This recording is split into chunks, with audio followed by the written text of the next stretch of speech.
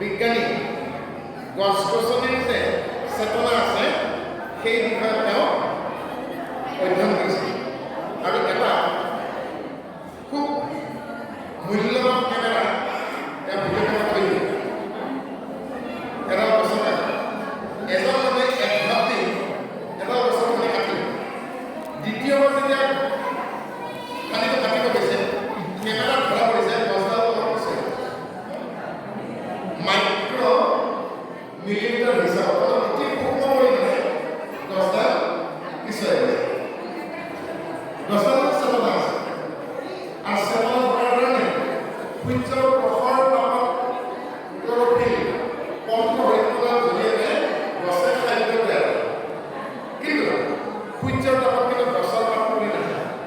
ঠিক এইদৰে সূৰ্যৰ প্ৰখৰ তাপ পৰিলেও যেনেকৈ গছৰ পাত কোমলীয়া ফুলৰ পৰি নাযায়, সেইদৰে পিতৃ মাতৃৰ বাক্য কঠোৰ হ'লেও সেই বাক্য যিয়ে শ্ৰদ্ধা কৰি গ্ৰহণ কৰিব তাৰ পৰা শিকনি ল'ব, তেওঁ ভৱিষ্যতে মহান ব্যক্তিত পৰিণত হ'ব।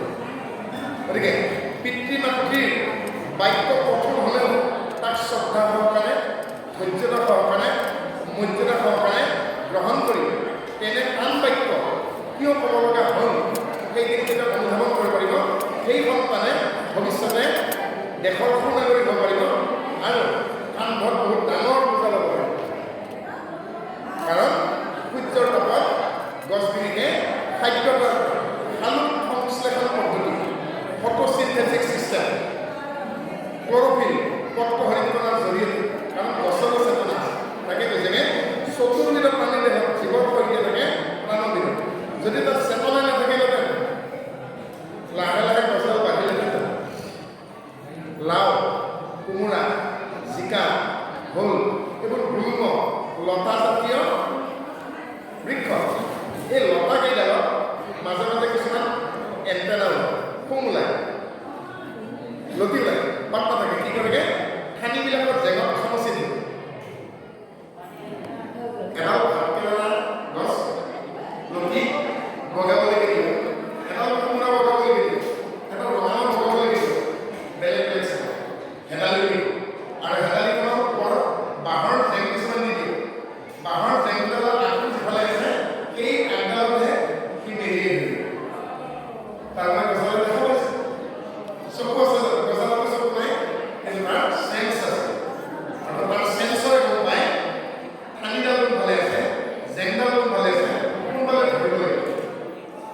সেইকাৰণে কি মানে এই সূক্ষ্ম সূক্ষ্ম কথাবোৰ প্ৰতিবছৰ মানে আমাক সৰুতে নাৰায়ণ স্থাপনৰ জৰিয়তে আইতাহঁতে এইবোৰ কথা শিকাইছিল। সত্যযুগত মূৰত তুলি, কৃষ্ণৰূপে ভোলাই তুলি, ৰামৰূপে ৰাৱণক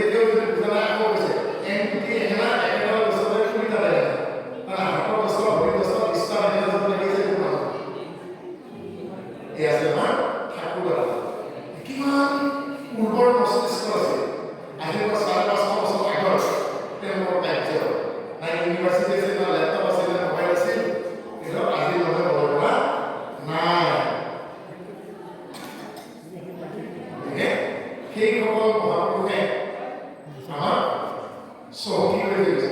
আৰু তাৰ পাছত আমাৰ কেইটামান পণ্ডিতে কয় অসমতো প্ৰতিভা নাই, যে মই সেই পণ্ডিতটো ক'ব খোজো ৰেলৱে ডিপাৰ্টমেণ্টত যাব, ৰেলৰ পাইলটক সুধিব দাদা এই ৰেলৰ ভেকুৱাম পাউণ্ডাৰ কোনে বিচাৰি আছে,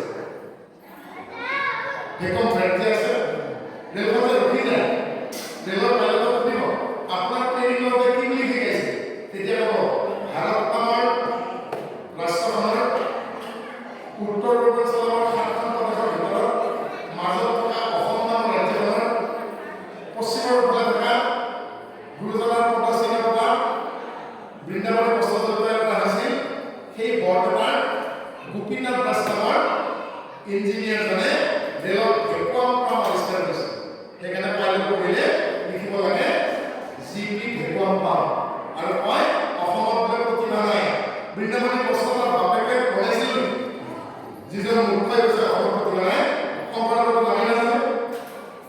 সেইজন শংকৰদেৱে বৃন্দাবনী বস্ত্ৰজন বনাইছিল, সেই ঠাইখিনি বৰ্তমান বৰপেটা সত্ৰ। বৃন্দাবনী বস্ত্ৰখন যিমান দীঘল যিমান বহল, বৰপেটা সত্ৰখন সিমান দীঘল আৰু সিমান বহল। কাপোৰখন তলে ওপৰে একে। যদি সেইখন সত্ৰৰ মূল্য নাই, ব্ৰিটিছে ইমান মৰ্যাদাৰে কিয় ৰাখিছে? তাৰ পিছত মই অসমত বোলে প্ৰতিভা নাই, উদ্ধৱ ভৰালী কোন? হাজাৰ হাজাৰ মেচিন আনকি আইসকলে মগু মাহৰ বাকলি কেনেকে গুচাব সেই পৰ্যন্ত লৈছে জানিব বিচাৰে। আৰু অসমত প্ৰতিভা নাই। পালকাইপমণিয়ে ঘোঁৰাৰ কেনেকে চিকিৎসা কৰিব ভেটেৰিনেৰী কিতাপখন অসমৰ পালকাইপমণিয়ে ৰচনা কৰিছিল। মানে গতিকে কৈ শেষ কৰিব নোৱাৰিম এই অসমৰ ইমান প্ৰতিভা। সাঁচিপতীয়া পুথি অসমৰ দৰে পৃথিৱীত ক'তো নাই, আছে জানো? ক'তো নাই। চিয়াহী শংকৰদেৱে আৱিষ্কাৰ কৰিছিল। শংকৰদেৱৰ আৱিষ্কাৰ কৰা চিয়াহী সম্পূৰ্ণ মৌলিক। কি কি দিছিল গোবৰ, গোমাতাৰ গোবৰ, গুণ্ডা কেঁচুৰ ৰস, কেহৰাজ, শিলিখা পচাই পেলাই চিয়াহী তৈয়াৰ কৰিছিল। সাঁচি গছৰ কাঠ মিহিকে ফালি তাক শিলেৰে ঘঁহি ঘঁহি সমান কৰি সাঁচি পাত বনালে। তাৰ আগত ফুলা পাথৰ লিখিছিল, শিলত লিখা হৈছিল, নহয়? গতিকে তাৰ পাছত আকৌ কয় প্ৰতিভা নাই, নহয়? গতিকে প্ৰতিভাৰ কথা কৈ হাতী কিমান প্ৰকাৰৰ, কোনটো হাতী ঘূৰাই উঠিব, কোনটো হাতী যুদ্ধৰ বাবে ভাল, কোনটো হাতী শোভাযাত্ৰা কৰিব লাগিব, কোনটো হাতীৰ কি বেমাৰ হয়, হাতী কেতিয়া ডেকা হয়, হাতী কেতিয়া পগলা হয়, হাতী কেতিয়া মাতাল হয়, হাতী পগলা কেতিয়া হেমেজুৰ হয়, হাতী কিয় বলিয়া হয়, বলি হাতী কেনেকৈ হাতী কৰিব পাৰে। তাৰ বাবে অসমতে লিখা হ'ল হস্তি বিদ্যাভৰণ প্ৰকাশন পৰিষদে সচিত্ৰভাৱে তাক সংৰক্ষণ কৰিছে বুজাইছে। আৰু তাৰ পাছত অসমত প্ৰতিভা শংকৰদেৱে পৃথিৱীৰ প্ৰথম নাট্যকাৰ। শেক্সপিয়াৰতকে ২০০ বছৰ আগত শংকৰদেৱ পত্নীপ্ৰসাদ, পাৰিজাতহৰণ, কেলিগোপাল, কালিয়হৰণ, ৰুক্মিণীহৰণ, ৰামবিজয় এই ৬জন নাট শংকৰদেৱে শেক্সপিয়াৰতকে ২০০ বছৰ আগত লিখিছে। মই গুৱাহাটীত থাকোঁ। আৰু আমাৰ পণ্ডিতবিলাকে নাটক যেতিয়া উদ্বোধন কৰিব যায় কি বুলি কয়? মহান শেক্সপিয়াৰৰ নাম আমি গৌৰৱেৰে লৈছোঁ। যিজনে নাটকৰ বাক্য কি আছে শংকৰদেৱতকৈ আগৰ নেকি? শংকৰদেৱৰ বাপেকৰ দিনৰ শেক্সপিয়াৰ। শ্ৰদ্ধা কৰোঁ শেক্সপিয়াৰক, কিন্তু শংকৰদেৱতকৈ আগৰ আছিল। যাক আজি বংশবদ্ধৰ ছেটিংছ বুলি কওঁ, পৃথিৱীৰ প্ৰথম ছেটিংছ শংকৰদেৱৰ। চিহ্ন যাত্ৰা নাটক আজি যদি পাণ্ডুলিপিত নাই, ৭খন বৈকুণ্ঠ শংকৰদেৱে দেখুৱাইছিল, কাঠবাহেৰে বনাইছিল, ৯টা ফুলেৰে এনেকৈ ভাওনাখন চম্ভালিছিল। গতিকে ৭খন ষ্টেজ দখল কৰিছে। সেইকাৰণে প্ৰথম পৃথিৱীৰ, এইখন পৃথিৱীৰ বৰ্তমান পৃথিৱীৰ প্ৰথম ছেটিংছ। তাৰপিছত মই জাপানৰ চাইনা নেবলৈ আগত ভাৰতবৰ্ষৰ মন্দিৰ আছে, দক্ষিণত উত্তৰ জগতে আছে। মন্দিৰবিলাক নিৰ্মাণ পদ্ধতিবিলাকত নাগৰ, দেশৰ, দ্ৰাবিড়, দুবাৰ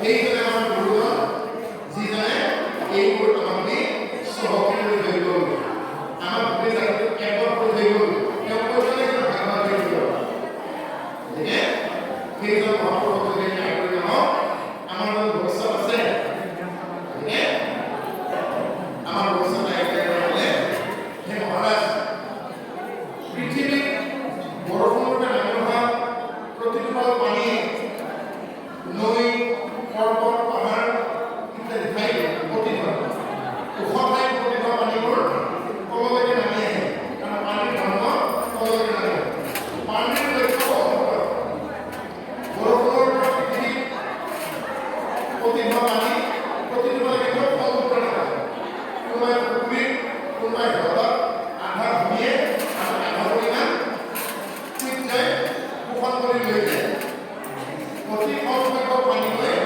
সাগৰ পায় ঠিক তেনেকুৱাকৈ প্ৰত্যেকটো আত্মাৰ লক্ষ্য পৰমাত্মা কিন্তু প্ৰত্যেকটো আত্মাই যেন পৰমাত্মা পায় মাজতে তেওঁলোকৰ আশাবাদী মনোভাৱৰ বাবে কামনাৰ বাবে হতাশাৰ বাবে প্ৰত্যাশাৰ বাবে আৰু ইন্দ্ৰিয় চলতাৰ বাবে তেওঁলোকে লক্ষ্য নাপায় সেইকাৰণে কৈছেগে মহাৰাজ প্ৰতিটো পানীৰ লক্ষ্য যেনেকৈ সমগ্ৰ প্ৰত্যেকটো আত্মাৰ লক্ষ্য হৈছে পৰমাত্মা কিন্তু পৰমাত্মা আশাবাদী জীৱ আজি যদি আশা কামনা বাসনা তেওঁলোকে লাগিব আৰু ইন্দ্ৰিয়ৰ দ্বাৰা প্ৰচলিত হৈ থাকিব তেতিয়ালৈকে তেওঁলোকে পৰমাত্মা নাপায় সেই মহাৰাজ দেহৰ আচৰণ ব্যৱচাৰ ক্ষেত্ৰত সকলোৱে সকলো যোৱা সকলোৱে বিভাগ অৰ্থাৎ ব্যৱচাৰ হ'ব পাৰে এজন ডেকা ল'ৰাৰ মনলৈকে আপোনাৰ ভাৱে এজনী গাভৰু ছোৱালী গাভৰুৰ মাজত বিবাহ হ'ল তাই আকৌ নতুনকে বিয়া হ'ব মন যাব পাৰে তাৰ মানে ইন্দ্ৰিয় এনেকুৱা ভাৱ নাই আত্মাটো সেই ভাৱনা নাই এজন মানুহে আন এজন মানুহক সমাপ্তি গালি কৰিব পাৰে কিন্তু সেই গালি কৰি পেলাই সেই মানুহজনক যে গালি দিছে তেওঁৰ মনৰ মানসিকতাত আঘাত পাব কিন্তু কোনো গালি আত্মাত আঘাত নকৰিব অৰ্থাৎ পৃথিৱীত কোনো এটা ভাষাত এনেকুৱা শব্দ নাই গালি নাই যিটো গালি কাৰোবাৰ আত্মাত আঘাত দিব মই কোৱা নাই দেই ইংলেণ্ডৰ এজন লিখকে ধুনীয়া কিতাপ এখন লিখিছে সেই নাম বহুত বেয়া ব্ৰিটিছ টাইমৰ মানে ইংৰাজৰ গালিৰ কিতাপখন এই যে কমপ্লেইন মানুহে আজিকালি গালি কৰে সেই গালিবিলাক দি আছে কিন্তু শেষত ভাল কথাটো লিখা আছে শেষত লিখিছে লিখনে পৃথিৱীৰ কোনো ভাষাত এনেকুৱা এটা গালি নাই যিটো গালিয়ে কাৰোবাৰ আত্মাত আঘাত কৰিব গালি নামৰ বেয়া শব্দবোৰে শুনিবলৈকে যদিও বেয়া কিন্তু সি গৈ পেলাই কাৰোবাৰ মন আৰু মানসিকতাত প্ৰভাৱ পেলাব পাৰে influence only mind and mentality not in soul অৰ্থাৎ গালিয়েও আত্মাক আঘাত কৰে এনেকুৱা আত্মা এই আত্মাৰতে আমি মুক্ত কৰিবা কৃষ্ণই ভজন কৈছে আৰু কি ক'লে নিখিলতা কৈছেগে দেহটো ব্যৱচাৰ নকৰে ইন্দ্ৰিয়ৰ লগত কেতিয়াবা খাবলৈকে বস্তু খাবলৈকে মন যায় নকৰিবলৈকে কাম মন যায় মানে নকৰিবলৈকে কথা কৈ দিয়ে হয় নাই কিন্তু আত্মাটোৱে এইবোৰ কৰে দেহত নকয় যেন প্ৰাণটো বিচাৰ সেইবোৰ লাগিব আত্মা দেহত থাকে যদিও দেহৰ বিভাগৰ লগত আত্মাৰ উপসৰ্গনা বিভাগ জাগৰণৰ কালে যিটো দীৰ্ঘ উপসৰ্গ অহংকাৰে যে নিয়ন্ত্ৰণ কৰে আপুনি জাগি নহওক গভীৰ নিদ্ৰাতে নহওক আপোনাৰ কিন্তু আত্মাটোৱে ৰখি থাকে কিন্তু আপুনি গভীৰ নিদ্ৰাত থকা সময়ত আপোনাৰ কিন্তু নাকেও কাম নকৰে চকুও কাম নকৰে কাণেও নকৰে হেঙাব বুলি যিটো নাৰায়ণ ভক্ত জানিব আছে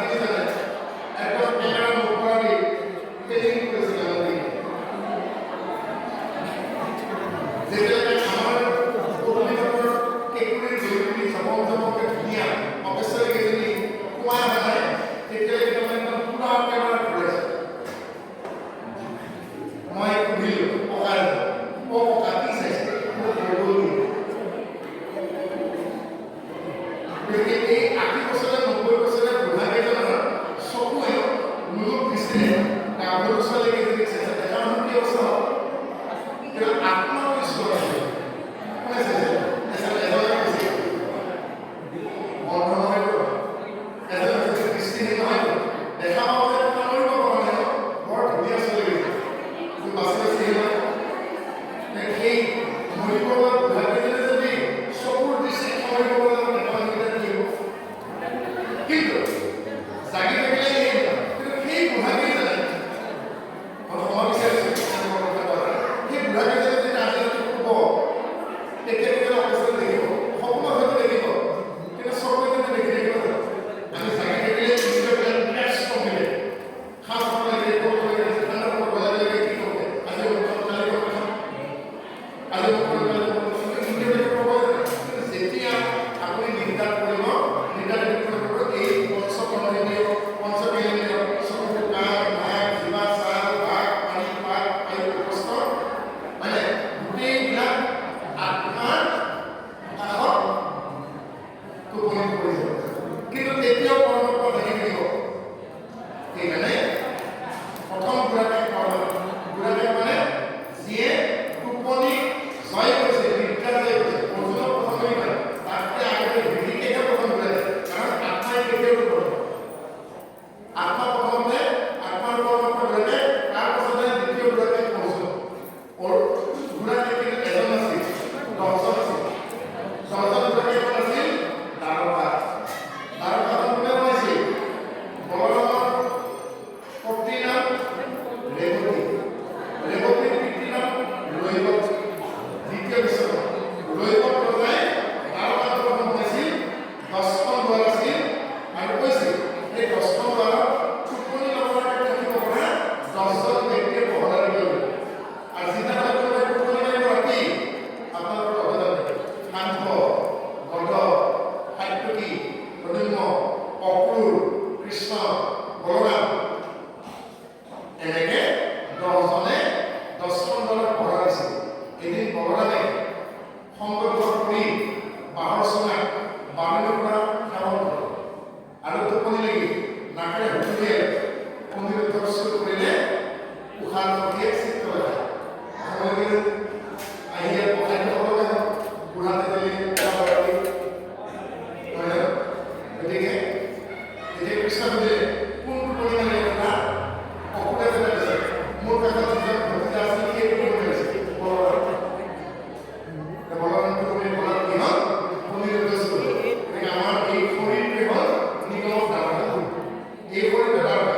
দুৱাৰ মানে দৰজা, দুৱাৰ, ইংলিছত কি ক'ব দুৱাৰ, অসমীয়াত দুৱাৰ, দুৱাৰ থাকে দুৱৰী। এই দুৱৰীবিলাকে অনবৰতে জাগি থাকিব লাগিব। অনবৰতে জাগি থাকিব লাগিলে আপুনি তেওঁ চাব লাগিব। ৰাতিপুৱা সেইকাৰণে কি লিখিলে হ'ব? তেজৰে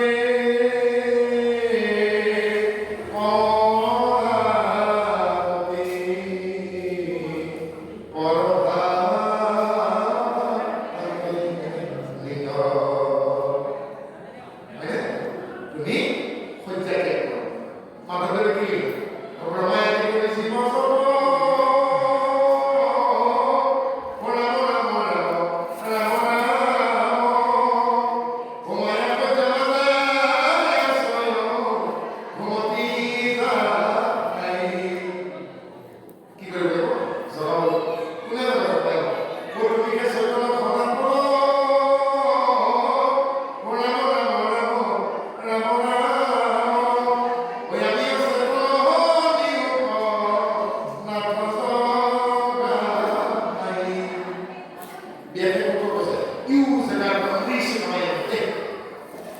देखो तुम्हें माया मित्र पर जगह का क्या है अंदर तेरा प्रेम इलूटे प्यार हे तो माया मित्र कुला पति जगह का हमें ये सब ना नियम बताओ अरे ये ईश्वर जोड़ाई के हमारे से कि जागी ऐसे जब जागृत हो तब बेले को जोड़ा हो ऐसी कोई ऐसे कोई तो बाकी है क्या करेंगे रूम से क्या सोलिए से निगृहित करने को है ठीक है हम जाके बोले निशा में जोड़ा बोले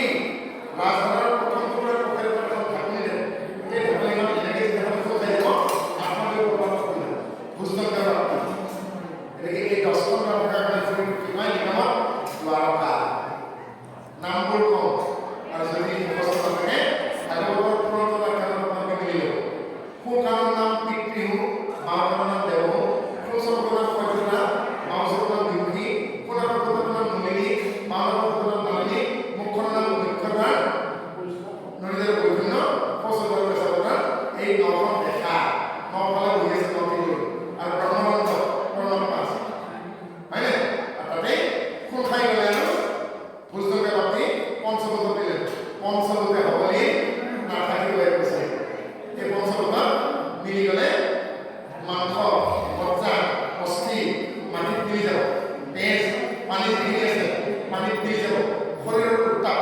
অগ্নিতত্ত্ব মিলি যাব প্ৰাণবায়ুৰ যি বতাহ সেইখিনি বায়ুমণ্ডলত মিলি যাব আৰু আমি শূন্য লগত শূন্য হৈ যাব এনেকৈ আমি পঞ্চমত এদিন বিলীন হৈ যাব কিন্তু আপোনাৰ পৰৱৰ্তী কাম আহিব নে জন্মিব নে মৃত্যু হ'ব যেতিয়ালৈকে আপোনাৰ পাপৰ আৰু পুণ্যৰ বোজাখন শেষ নহয় জুলুকত থাকি যায় তেতিয়ালৈকে again and again it is mandatory to come to this eternal life until it comes to develop the equation of the karmic debt বুলি হিচাপ কৰে প্ৰাৰব্ধ যেতিয়ালৈকে এই কাৰ্মিক ডেট বা প্ৰাৰব্ধ সেই ইকুৱেশ্যন সেই সমীকৰণটো শেষ নহয় তেতিয়ালৈকে এই পৃথিৱীত বাৰে বাৰে পুনৰুত্থান আহি ডাৱৰৰ পৰা বৰষুণ পৰিল উচ্চ স্থানত নামি আহিল নিম্ন স্থানত অভিমুখী হ'ল সমুদ্ৰ মাছ মাথাতে ঢকি গ'ল কিছু থাকি গ'ল ভূমিয়ে গাত কৰিলে সম্পৃক্ত হ'ল সূৰ্য প্ৰসন্ন হ'ল বাষ্পীভূত হ'ল আকাশ ওলাই আকাশ পালে ডাৱৰ গঠন কৰিলে পজিটিভ নিগেটিভ যোগাত্মক বিদ্যাত্মক খুন্দাখুন্দি হ'লে হেৰাপানী শুনিলে তাৰ এটা জিলিগুলি দেখিলে তাকে বিজুলী বুলি কওঁ চিকিমিকি আহিল নামি আহিল ওপৰত কিন্তু পুখুৰী নাই সাগৰ নাই হ্ৰদ নাই পানী পৰিল ওপৰত কিন্তু পাহাৰ নাই পৰ্বত নাই শিলগুটি নাই শিলগুটি পৰিল ইমান সুন্দৰ আৰ্টিষ্ট প্ৰত্যেকটো বৰষুণৰ লগত আমি আহি শিলগুটি লগত পূৰণ লাগি আহিছোঁ কিমান সুন্দৰ সমীকৰণ কিমান সুন্দৰ ভাস্কৰ্য আকৌ এনেকৈ সেই চক্ৰ চলি থাকিব যেতিয়ালৈকে আপুনি মুক্ত হৈ থাকে গতিকে বৰ সহজ বৰ কাম গতিকে সেই সহজ কৰি ল'ব পাৰিব যিমানে প্ৰাণলৈকে যাব কষ্ট সহজ অহংকাৰ এৰি দিয়ক গৰ্ব এৰি দিয়ক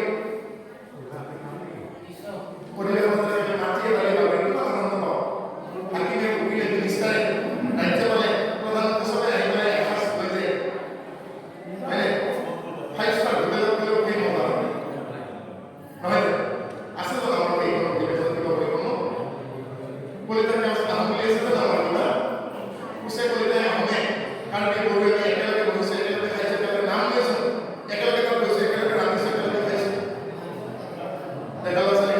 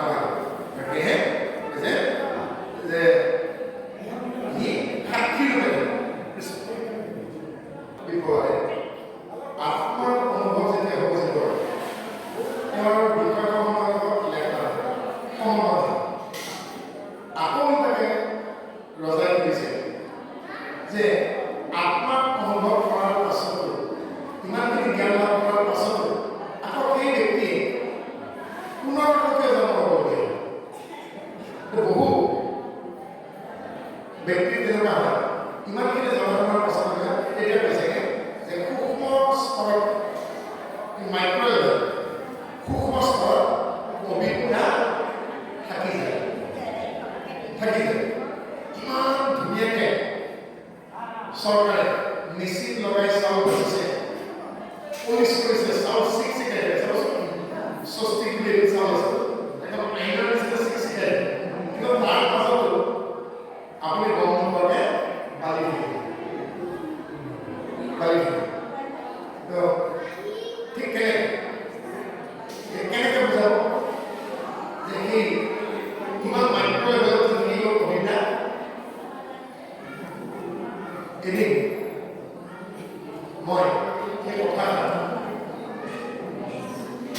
Gracias.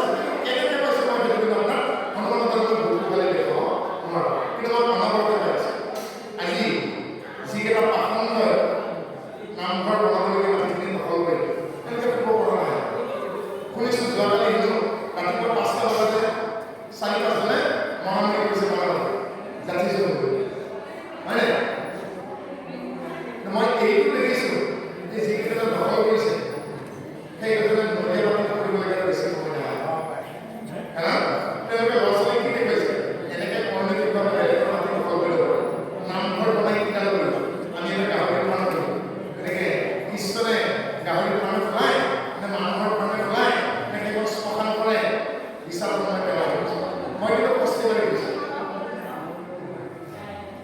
মাটিকে চলি যাব মই কিন্তু আৰামত ক'ব পাৰিছোঁ কিন্তু যিসকলে অপকাৰ কৰিছে এতিয়া মই তেওঁলোকৰ কাৰণে মই দুখ লাগিছে মানে তেওঁলোকে ধুনীয়াকৈ তাত পহৰা দিবলগীয়া হৈছে মোৰ প্ৰাণৰ প্ৰতি হুমকি দিছে হত্যা কৰিবলৈ ধমকি দিছে কিন্তু মই ক'ব পাৰিছোঁ কিন্তু মানে এইটো মই নিশ্চয়কৈ জানো মোৰ আত্মাটোক তেওঁলোকে হত্যা কৰিব নোৱাৰে মোৰ দেহটো পাৰিব কৃষ্ণ কথাতে দেখি হইতে মুখন্ন আকু নামে দেখিবে কৃষ্ণ এবিন অবিন পদে জানে প্রভু অজিগুণে নেবে আত্মতে আদি প্রভু বুসাইলে তো উপদেশ করে দেবে মূল কি জনে আইতাতে দেখে জয় মন্দ এই মনে কৃষ্ণ কথা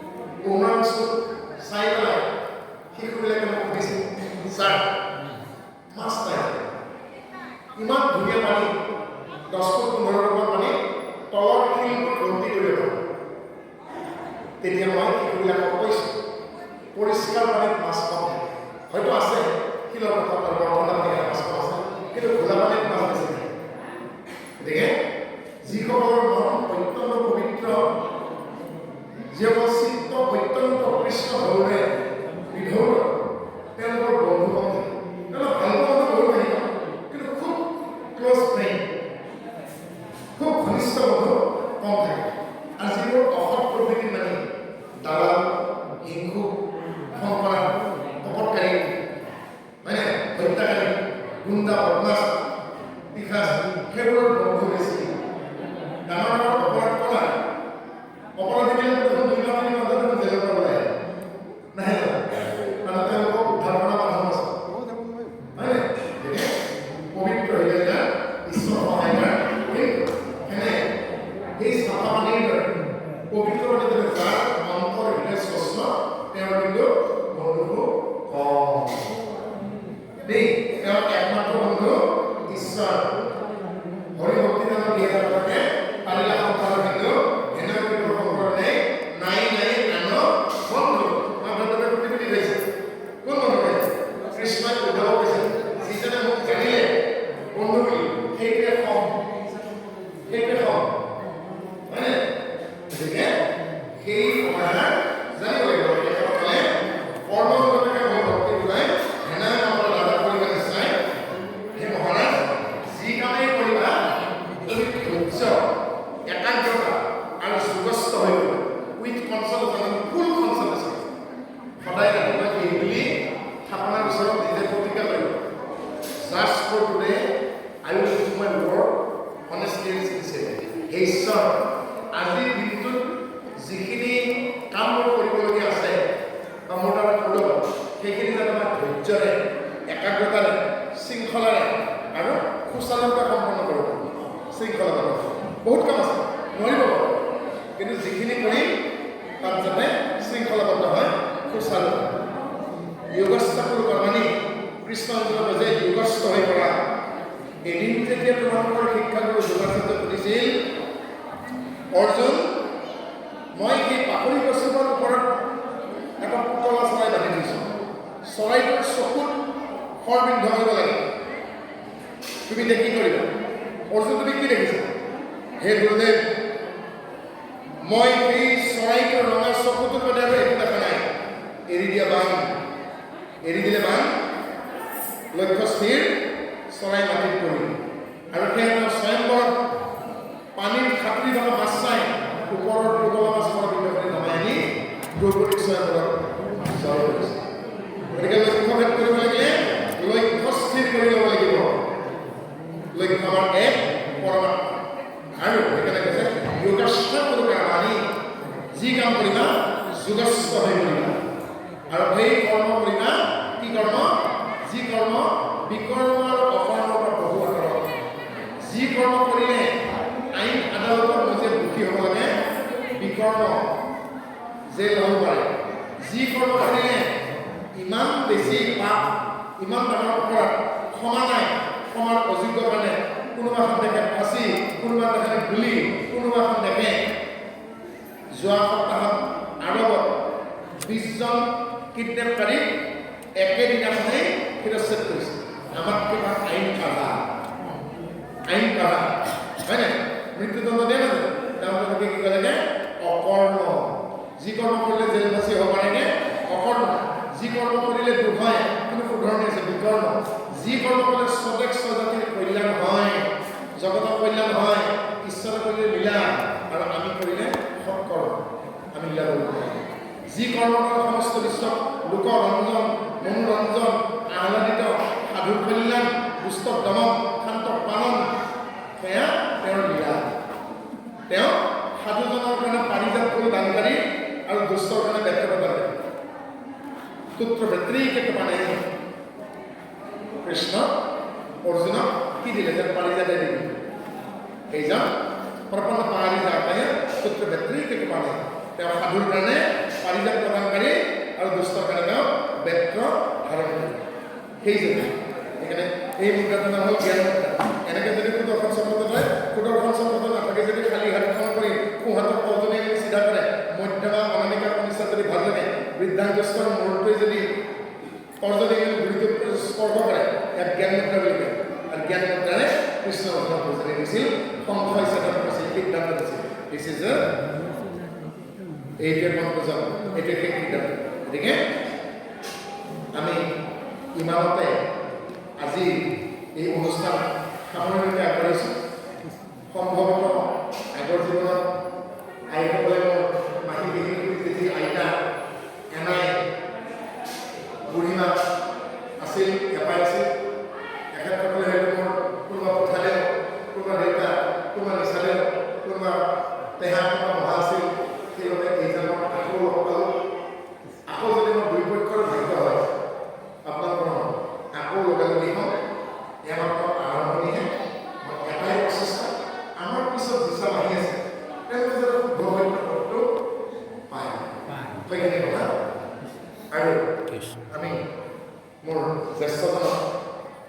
শেষৰ কোনটো গায় ইমানতে জয়দীপ সামৰিবলৈ কাৰোবাক কৃষ্ণ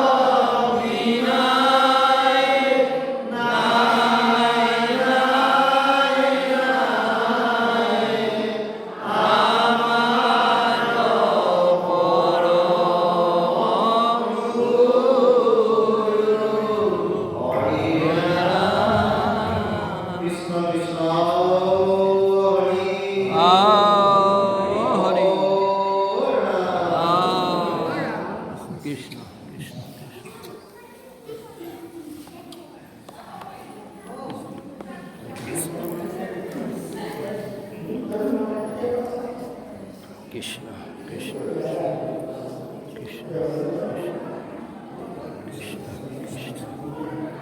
কৃষ্ণ কৃষ্ণ কৃষ্ণ কৃষ্ণ কৃষ্ণ কৃষ্ণ কৃষ্ণ বাৰু শ্ৰীকৃষ্ণ কৃপাদান বুলি ইউটিউব চেনেল ভাগত আহিব আমিও অকণমান তেনেকৈ কেতিয়াবা আৰু বৈকুণ্ঠ আৰু হৰিণ নাম বুলি পেলাই চেনেল ভাগ চলাই আছোঁ কেতিয়াবা অকণমান সাক্ষাৎকাৰ পালে ভাল পালোঁ হয় আপোনালোক সময় দিব কৃষ্ণ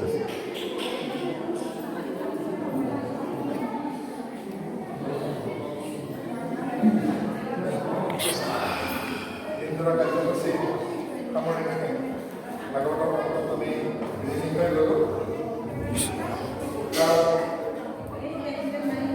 আমি বাৰু প্ৰায় কৰিবলগীয়া হ'ল কিন্তু এজ এ দিনটো তাই কষ্ট কৰি প্ৰেছাৰ চুগাৰ দি বিষবোৰ নথকা বুলি মনত ভাবিলে ধুনীয়াকৈ যে বহি থাকিলে ভাল লাগিল কাৰণ গুৱাহাটীত শাৰী পটককৈ চব ঘৰত বেছি কাপোৰ বনোৱাবিলাকো চকী লগা হয় ইমান বয়স ইমান ধুনীয়াকৈ বহি থাকিলে পকা হয় তাকে বিৰাট ভাল লাগিলে এইখন সময় আপোনালোকক পালোঁ জীৱনটো ধন্য হ'ল গতিকে আকৌ বিগতৰ লৈ পেলাই আমি আকৌ দেখা দেখি লওঁ সেই আশাৰে পাঠক থকা বাজনে আৰু এগৰাকী নাম আছিল বুজাই দিছেগৈ গতিকে এই বাজনে পাঠক আজি সহায় কৰিলে আমি বাক্য নহয় চব সকলোৱে সহায় কৰিলোঁ বাক্য কৰিব পৰা মানুহে কোনে অলপ সহজ কৰি অভিভাৱকৰ ভাল পায় চুলৰ ভালে সেইকাৰণে পল্লীকৰণ যদি কিবা লোকসকল হৈছে সেইখিনি জনাত চাই আপোনালোকে ভগৱন্তৰ প্ৰতিনিধি জ্ঞান কৰি আমি আশ্চৰ্য